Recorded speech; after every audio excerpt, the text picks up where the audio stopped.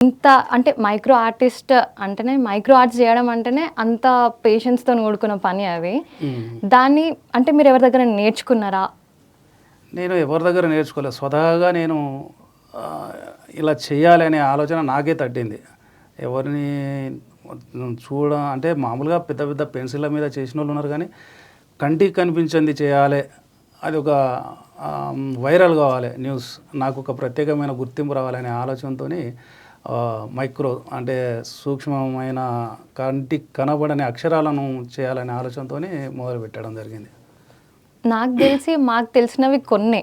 అంటే మీరు ఏం చేశారు ఏంటి అనేది మీరు ఇప్పటిదాకా చూపిస్తుంటే మేము చూసినవి. సో మీరు చేసినవి ఏమేమి ఉన్నాయి ఈ మైక్రో ఆర్టిస్ట్‌కి సంబంధించి? నేను చేసినవి అంటే నా టైంపాస్ కోసం కాకుండా సొసైటీకి ఒక మెసేజ్ ఇవ్వాలి, సమాజానికి మెసేజ్ ఇవ్వాలి. దానివల్ల కొందరు సమాజ హితం కోరుతూ వాళ్ళకు కొన్ని కళాఖండాలు చేయడం జరిగింది. ఉదాహరణకు ఉద్యమ సమయం తెలంగాణ ఉద్యమం జరుగుతున్నప్పుడు ఇక విడిపోని పరిస్థితుల్లో నేను ఆవగింజ మీద ఆంధ్రప్రదేశ్ పటాన్నేసి దాంట్లో పూర్ణ కుంభాన్ని కూడా చిత్రీకరించడం జరిగింది. దాని సారాంశం ఏంటంటే ఇన్నేళ్ళు కలిసి ఉన్నాం మనం, విడిపోయి కూడా సోదర భావంతో మళ్ళీ కలిసిమెలిసి ఉండాలనే ఆలోచనతో ఆవగింజ మీద ఆంధ్రప్రదేశ్ పటాన్ని చిత్రీకరించడం జరిగింది.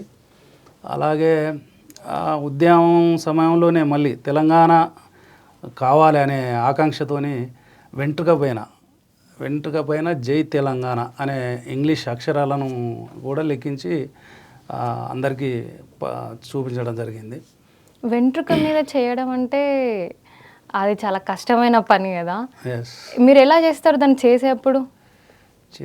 అంటే ఓ చిన్న బ్రష్ ఉంటుంది, ఆ బ్రష్లోని ఒక వెంట్రుక కొస దాన్ని చేసుకొని దాన్ని ఒక పెన్నులాగా మార్చుకొని వెంట్రుకను లెన్స్కు దగ్గరలో పెట్టుకొని అది చేయడం చాలా కష్టం. ఇక చెప్పడం అంతా ఈజీగా ఉన్నది కానీ అది చేయాలంటే మనిషి